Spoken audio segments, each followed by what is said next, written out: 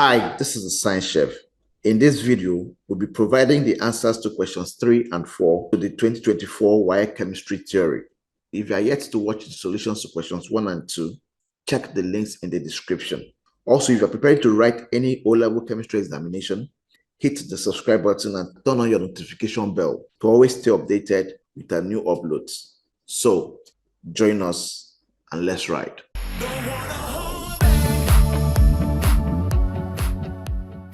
Question 3. The first question in question 3 says, write balanced chemical equations for the production of lead-2 chloride by direct combination of constituent elements, double decomposition, and displacement reactions. First off, what is lead-2 chloride? What's the formula for lead-2 chloride? The formula for lead-2 chloride is PbCl2. Good. In writing balanced chemical equations, most times chemical equation carries 2 marks, and the 2 marks are allotted as follows. 1 mark for the correct reactants and products, that's correct formula of reactants and products, while the second mark is for the balanced equation. But in a situation where the mark allotted to the equation is just 1 mark, then everything, both correct formulae of reactants and products and the balancing, would earn you the 1 mark. Which means that if you miss any of them, then you lose that mark. So we are told to write balanced chemical equations for production of lead-2 chloride by direct combination of constituent elements.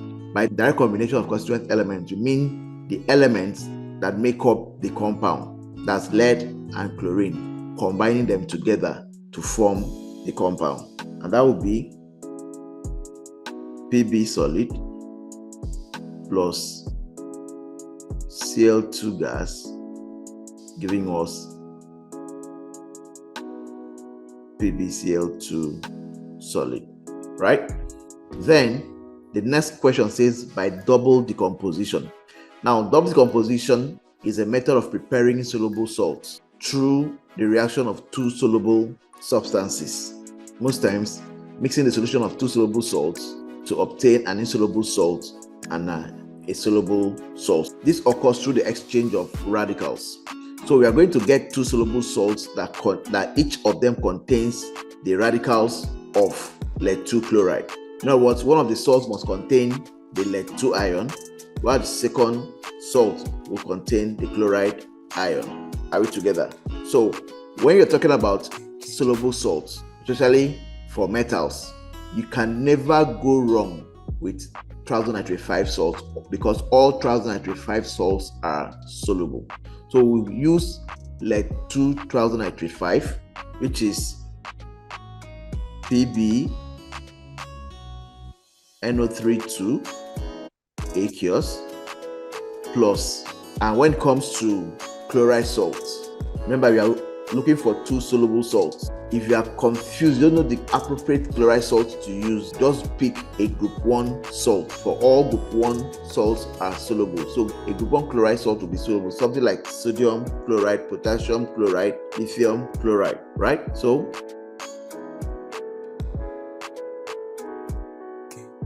this will combine by exchange of radicals to give us what? PbCl2 solid, and what? The sodium and the triazonitrate ions will also combine to form NaNO3. This will be soluble, that's aqueous. Now, is it balanced? No, we have 2 chlorine atoms here, but only 1 here. So what do? We add 2 here to make chlorine 2. Now, by adding 2 here, we have distorted the number of atoms for sodium.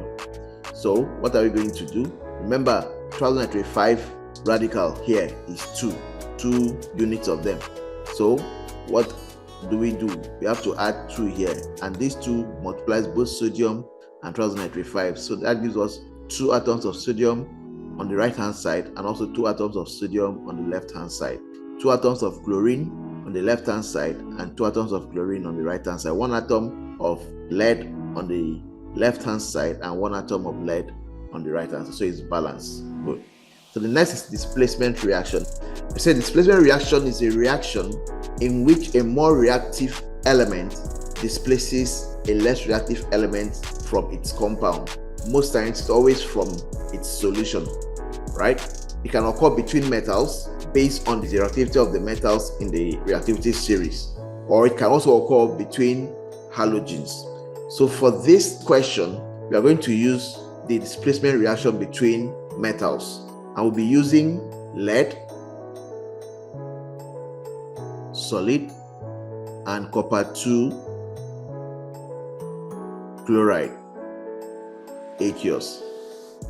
Because lead is more reactive than copper 2 ion, or copper generally. Lead is higher in the electrochemical series than copper. It will easily displace copper from its solution to form what? Lead 2 chloride. But this also does not really make sense, because here you'll be getting 2 solids as product. So separation of lead 2 chloride from this mixture of product will be somehow difficult. So this will not be a good way of preparing or producing what? Lead 2 chloride, right? But I will also prefer the other method of the displacement reaction between halogens, which is lead 2 bromide liquid plus, or let's say solid, plus chlorine gas. When you burn lead 2 bromide in chlorine gas, it will give you what? Lead 2 chloride, insoluble lead 2 chloride, and bromine liquid. By so doing, because it will be easier to separate the lead 2 chloride from the mixture of lead 2 chloride and bromine, because bromine is a liquid. It should be Br2. I can see that the equation is what? Balanced. So if you write any of those, it will be correct. Okay, let's move on to the next question. We're going to state one condition that would increase the rate of reaction for each of the reactions stated above. Now, one condition that will increase the rate of reaction for each of the reactions stated in 3AI. You can see in reaction 1, it involves a solid and a gas to form a solid. So, given that the reactants are solid and gas, then the conditions that will likely increase the rate of this reaction are temperature, pressure, surface area of contact. Yes, surface area of contact of the reactant. If the surface area of contact of the lead solid is increased, the reaction will increase. If the temperature of the reaction is increased, the rate of reaction will also increase. If the pressure of the reaction is increased, because it's a gaseous reaction due to the presence of the chlorine gas, the rate of reaction will also do what? Increase. Good. Now coming here, we have 2 solutions: aqueous lead 2035 and aqueous sodium chloride. Conditions that affect the rate of the reaction only affect the reactant and not the product. Are we together? Except in reversible reactions, but these are not reversible reactions. So since these are solutions, then the major factor or condition that would likely increase the rate of this reaction would be the concentration of the solutions, right? Apart from the concentration of the solutions, temperature can also increase the rate of the reaction. Are we together? Surface area of contact will not increase the rate of this reaction, will have no effect on the rate of this reaction. That's for the double decomposition. Neither will pressure have any effect. Why?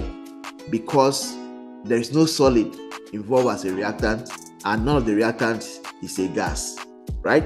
So those 2 conditions will not have any effect. Therefore, displacement reaction here, we have a solid here and a solution here. So in this case, surface area of contact, if you increase the surface area of this lead, then the rate of the reaction will do what? Increase. And if you increase the concentration of this solution, the rate of reaction will also increase. Now coming to this other reaction, this is a solid and this is a gas. Similarly, an increase in the surface area of contact of this lead 2 bromide solid will increase the rate of the reaction, while increasing the pressure of the chlorine gas will also increase the rate of the reactions. So let's put down our answers. So here increase in temperature of reaction. You said 1. Increase in the surface area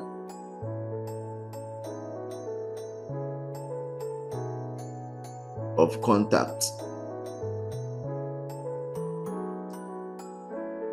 of the lead solid.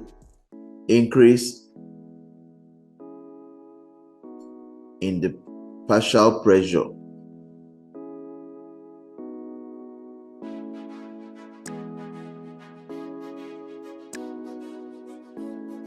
of the chlorine gas. Yes, any of those will increase the rate of the reaction. If you write any of those, you're correct. For the second one, increase in the concentration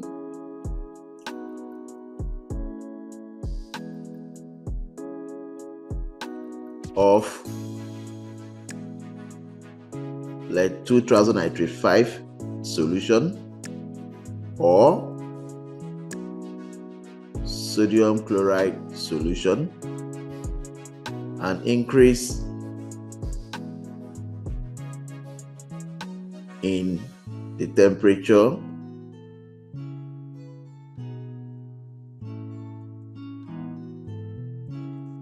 of the reaction will also increase the rate of the reaction. Then lastly, increase in the surface area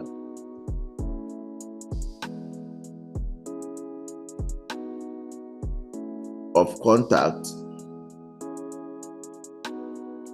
of the lead solid or lead 2 bromide solid.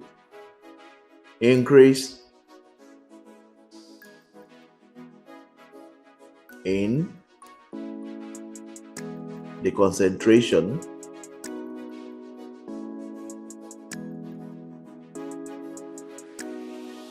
of the copper 2 chloride solution, and lastly, increase in partial pressure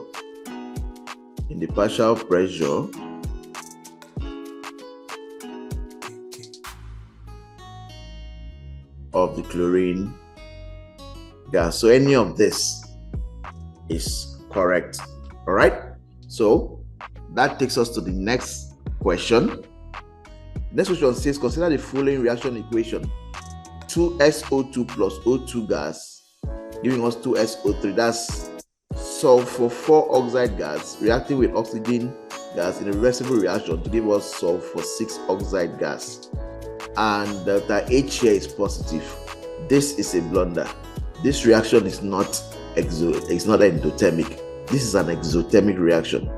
This is a major stage of the reaction in contact process, which is the industrial preparation of tetraoxosulfate 6.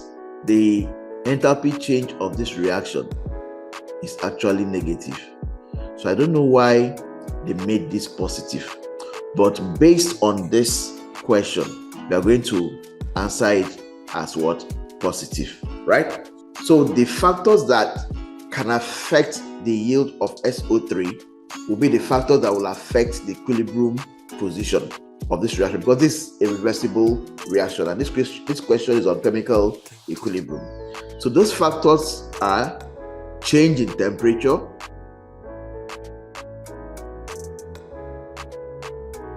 change in pressure,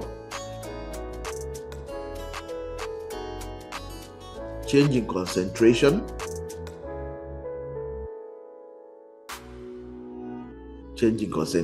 yes. Catalyst has no effect on the yield of the product. It does not affect the yield of the product. It only increases the rate of the backward and forward reactions equally and shortens the time at which equilibrium is attained. So we are not going to bring in catalyst here because we are talking about the yield of SO3. Now, to be on the safer side, I will not say anything on change in temperature because this is controversial now. Enthalpy change is actually negative and not positive. So I'll leave it. I'll be silent on it. I'll give my answers based on change in pressure and change in concentration. For change in pressure to have an effect on a system at equilibrium, first, that system must be what? A gaseous system, of course, which this one is. A gaseous system is any system that contains a gas, right? Either as a reactant or product, doesn't matter, or both. So this is a gaseous system. And then 2, the second condition is that the number of moles of the gaseous molecules of the reactants must not be equal to the number of moles of the gaseous molecules of the product. Now, if you look at this reaction, you have 2 moles of sulfur 4 oxide gas and 1 mole of oxygen gas, giving us what? 3 moles, right, of gaseous reactants. And we have just 2 moles of sulfur 6 oxide gas. Fine. So it means that the number of moles of the gaseous reactants and gaseous products are not equal. This is 3, but this one is what? 2. So definitely change in pressure will have an effect. And how does pressure affect the equilibrium position of a reversible reaction? An increase in pressure favors the site with a lower number of gaseous molecules. Because when you increase pressure, you are decreasing the volume. And number of molecules is directly proportional to what? Volumes. That's why an increase in pressure favors the site with a lower number of gaseous molecules, while a decrease in pressure favors the site with a higher number of what? Gaseous molecules. Because according to Boyle's law, when you decrease pressure, you are increasing what? Volume. And volume is directly proportional to number of molecules, while pressure is inversely proportional to volume. So it means that pressure is inversely proportional to number of molecules. Are we together? So that's why a decrease in pressure favors the site with the higher number of what? Gaseous molecules. Good. So we want to do what? Increase the yield of SO3. That's the right hand side. So here, since we know what we want to achieve, the product and the reactants, what is the ratio of the number of gas molecules? You can see that the product has lower gas molecules than the reactants, right? So it means that if you want to increase the yield of the products, if you want the equilibrium position to move towards the right, to favor the forward reaction, right? So we are going to do what? We are going to increase the pressure. And remember, the conditions for this reaction are a temperature of 450 degrees Celsius, pressure of between 1 to 3 atm, and of course the catalyst, which is vanadium 5 oxide. Those are the conditions. So to increase the yield of sulfur 6 oxide, we'll do what? We'll increase the pressure of the system, or you can say you'll increase the partial pressures of sulfur 4 oxide and oxygen gas, whichever one, right? Then when it comes to changing concentration, okay, how does concentration affect a system at equilibrium? When you increase the concentration of the reactants, right, definitely the equilibrium position will move towards the products. In other words, more products will be what? Formed, according to the Luther's principle. And when you decrease the concentration of the reactants, then the yield of the products will do what? Decrease, right? So how can we increase the concentration of the reactants? We already know what we want. We want to get higher yield of what? SO3. And so we know that to get the higher yield of SO3, we need to increase the concentration of the what? SO2 and what? Oxygen. So how can we increase the concentration of the reactants for a system at equilibrium? 1, we can add more reactants, we can add more SO2 and oxygen to the system. That's one way. 2, we can liquefy the product, the SO3, as it is being what? Formed. You know what? We are removing the product as it's being formed. When you remove the product as it's being formed, it will cause the unreacted reactants to combine more to replace the product that has been what? Removed. So by so doing, the yield of the product will do what? Increase. Are we together? So those are two major ways of increasing the concentration of the what? Reactants. You can either add more reactants to the system or you remove the product as it is being what? Formed. When you add more reactants to the system, there will be an imbalance. The system will react in such a way that it will cause the excess reactants to collide, to react, to combine, so that they will form what? More product, so that the system can always go back to equilibrium. Are we together? And if you remove the products as they are being formed, example, a gas, you can remove a gas by liquefying it. If you liquefy the gas, there will be a drop in pressure, right? And when there's a drop in pressure, it causes an imbalance in the system. So it will force the unreacted reactants to combine more to replace the product that has been what? Removed. Okay, so let's write. Increase the concentrations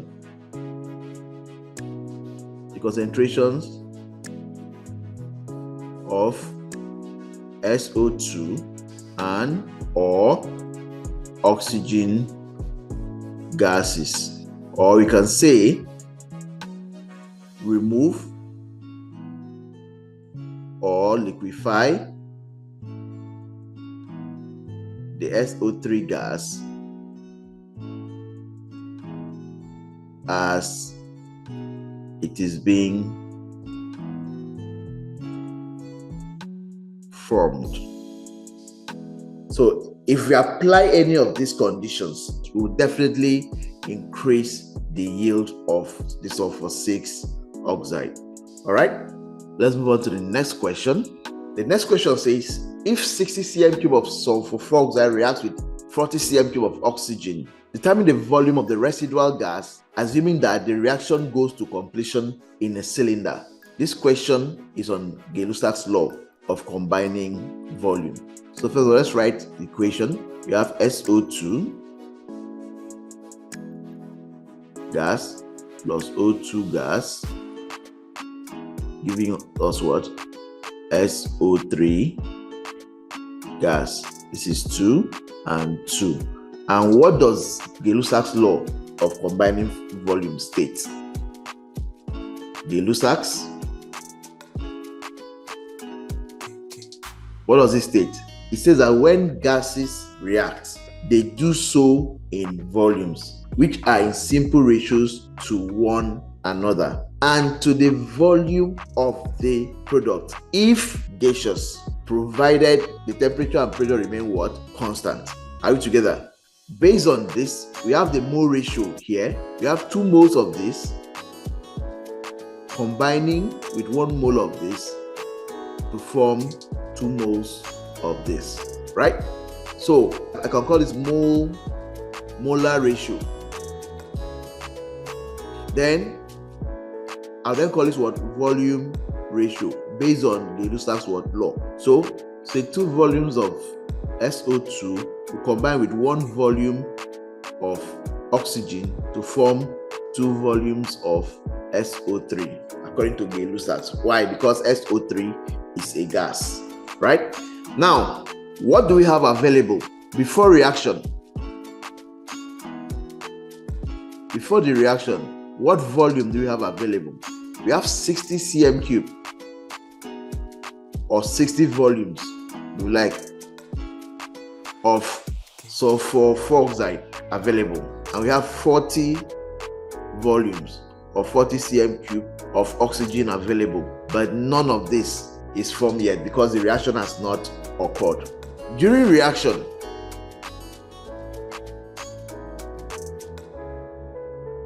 when these 2 reactors now spark, that's when they react together. They will react based on this ratio of 2 to 1, right?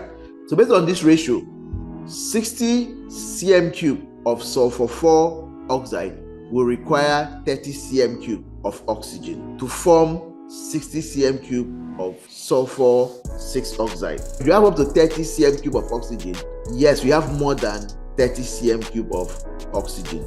So it means that this sulfur 4 oxide will react completely, but this oxygen will not react completely. But we are not sure whether that's what will happen. Let's also flip it and see what will happen. Let's use oxygen to react with sulfur 4 oxide. From the ratio, 1 volume of oxygen will require 2 volumes of sulfur 4 oxide to form 2 volumes of what? Sulfur 6 oxide. So it means that 40 cm cube or 40 volumes of oxygen will require 80 cm cube or 80 volumes of sulfur 4 oxide to form 80 volumes of sulfur 6 oxide. Now the problem is, do we have up to 80 volumes of sulfur 4 oxide? The answer is what? No. So since we don't have up to 80 volumes of sulfur 4 oxide, then there's no way these 40 volumes of oxygen will react completely. Are we together? It means that the volume of oxygen here is in what? Excess, which means it is the sulfur 4 oxide that will react completely, because sulfur 4 oxide is the limiting reagent. And when once the sulfur 4 oxide is used up, the reaction will come to an end. Are we together? Good. So based on that, and based on this ratio, this 60 cm cube of sulfur 4 oxide will react with what? Just 30 cm cube of oxygen to form what? 60 cm cube of sulfur 6 oxide, based on the ratio 2 to 1 to 2. Then after the reaction,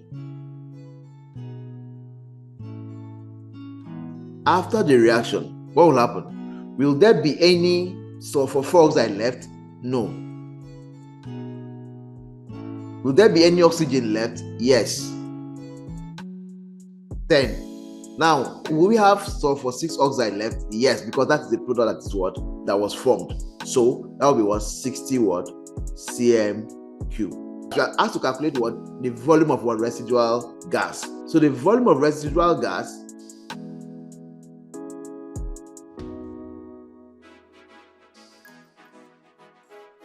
is actually what? Made up of what? Volume of unreacted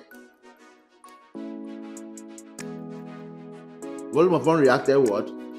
Gases, gas or gases, plus volume of gaseous what? Products formed. Right? So what's the volume of unreacted gases here? Which is oxygen, 10 cm cube of oxygen.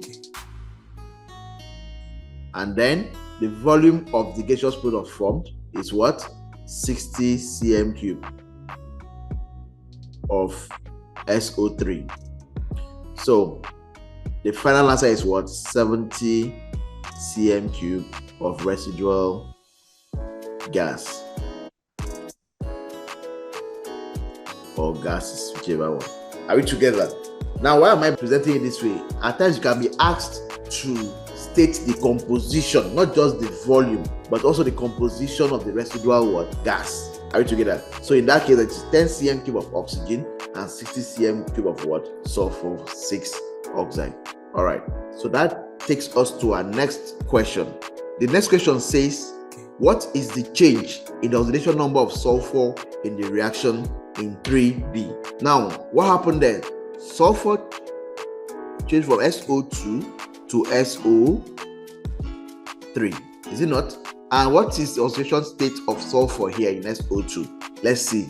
SO2, sulfur plus oxygen is -2 in all compounds, except in peroxide, which is what? -1. So since it's not a peroxide, then it will be what? Minus. And since there are 2 atoms of oxygen here, that will be 2 into -2 equals 0. So that will be S minus 4 equals 0. So sulfur here is what? +4. And we apply the same thing here. Sulfur plus 3 into -2, giving us 0. So sulfur minus 6, giving us 0. Sulfur here is what? +6. So it means that sulfur change from +4 2 plus 6. And the change in oxidation number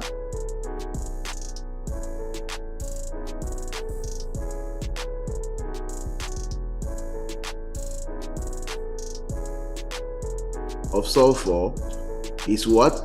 Plus 6 minus plus 4. We use us what? 6 minus 4. And that is what? 2. That's what? Plus 2. So sulfur had a change of what? Plus 2 in its oxidation what? Number. All right. So if you want to learn more about oxidation number and redox reaction, we have a complete series on redox reaction in our channel. Look for redox reaction. You'll find it under our playlist. Everything you need to know about redox reaction has been explained there, right? So, using structural diagrams, explain why cyclopropane is not an isomer of N-propane. Cyclopropane is a cycloalkane with the formula C3H6. This cyclopropane, that's cyclic alkane. It's a cyclic alkane, the smallest alkane with a ring, right? While N-propane is a straight chain propane, the normal propane that you know. This is C3H8. This is N-propane. That's normal propane, right?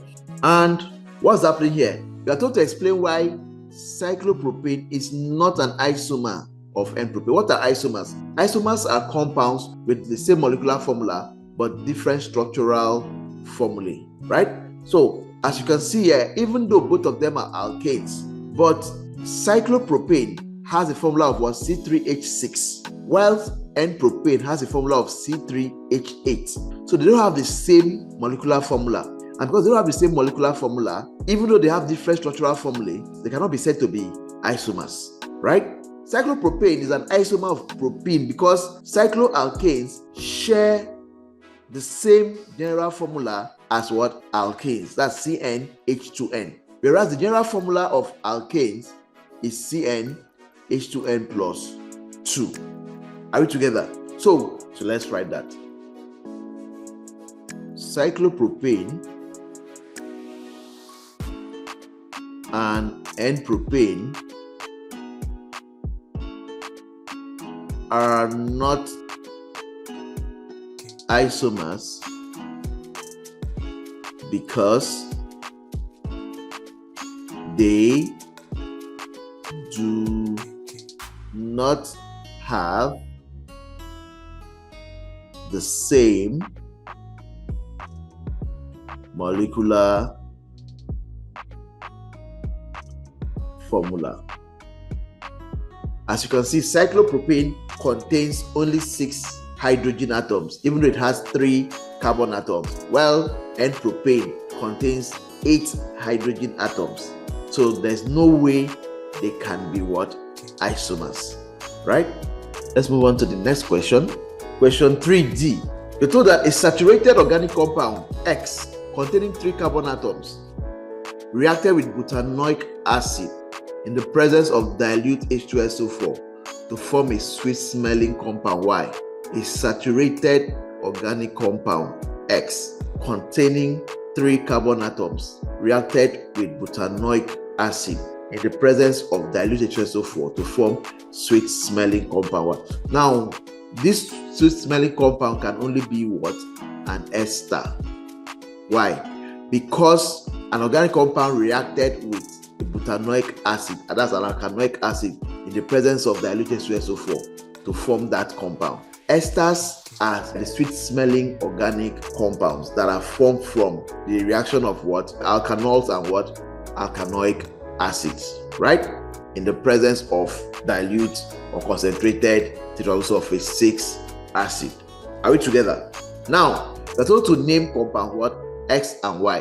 Since we already know that this is an esterification reaction, which is a reaction between alkanols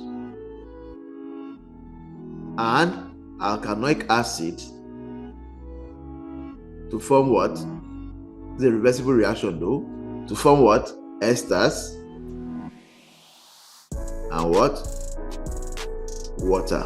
So how do we write this? We are told to name compound X, and compound X is saturated, and being saturated means that it does not contain any carbon-carbon double bond, carbon-carbon triple bonds. It only contains carbon-carbon single bonds. Fine. And there are 3 carbon atoms there. Alcohols have the general formula CN H2N plus 1 OH, right? While carboxylic acids have the general formula CN H2N plus 1 COOH. Good. But now the N in alkanoic acid starts from 0. Here N is greater or equal to what? 0. Whereas here N is greater or equal to what? 1. N starts from 1 here. And the esters here are CN H2N plus 1 COO, then CN H2N plus 1 plus H2O. Fine. Now the interesting thing here is that this CN H2N plus 1 COO comes from the carboxylic acid, while this CN H2N plus 1 comes from the alkanol. So which alkanol contains 3 carbon atoms? If N is 3, that will be what? C3H7OH, and that is what? Propanol. Is it not? Good. So compound X is propanol, since we are told to name. You're not told to write the formula. If you write the formula, you'll miss it. And what is compound Y? Compound Y, esters are also called what? They're also called alkyl alkanoates. Right? Alkyl alkanoates. And this alkyl part comes from the alkanol, while this alkanoate comes from the alkanoic acid. So what is the alkanol here? The alkanol involved in this reaction is what? Propanol, right? So since it's propanol, it means that the alkyl form will be what? Propyl. Replace the what? The ANOL with what? YL, right? So that will be propyl. And the alkanoic acid involved in this reaction is butanoic acid. So how do you get the alkanoate? You replace the what? The IC acid with what? ATE, right? So that butanoic acid will become what? Butanoate. Are we together? So we have propyl here. This will be propyl. And this will be what? Butanoate. So it means that the name of compound Y will be what? Propyl propanoate. All right. And then have to state the functional group present in X. We already know that X is an alkanol, and we know that alkanols contain the hydroxyl what? Group as their functional group, right? Since we are asked to state, we write it as what? Dash OH. If you write OH like this is wrong. You will miss it. I'm very sure of that. OH with a bond before it to show that it is attached or bonded to another group of atoms, right? It's not standing alone, because a functional group is a group of atoms or an atom that is responsible for the chemical property of a particular family of organic compounds. So you can put this in bracket, hydroxyl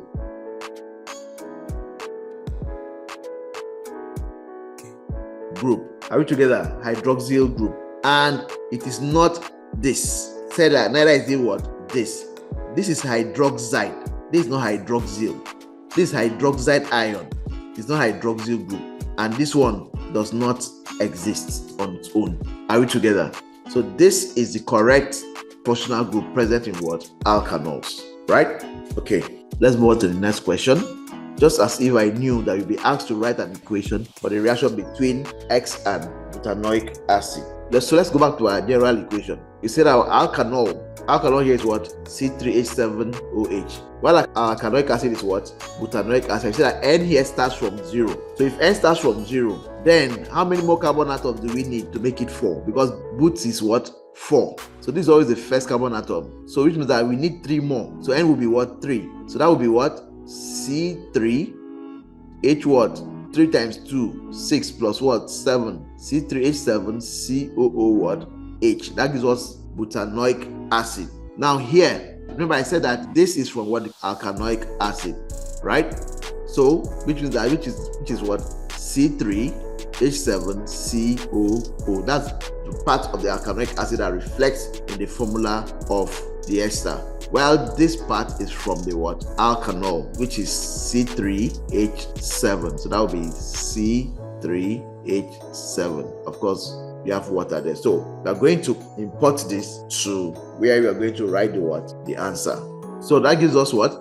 Let's write out the word equation first. That's propanol plus butanoic acid.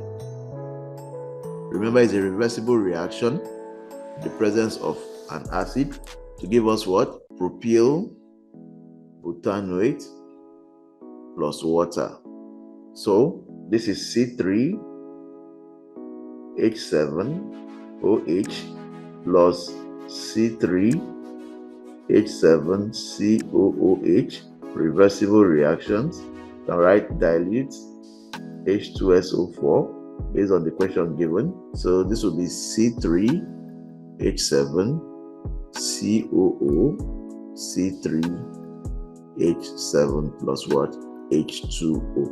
Please note that these alkyl groups are not always the same. This and this, they are not always the same. This is just coincidental. Are we together? So it's not every time that they will be the same, right? Just take note of that. All right, that is the end of question 3. So we move on to question 4.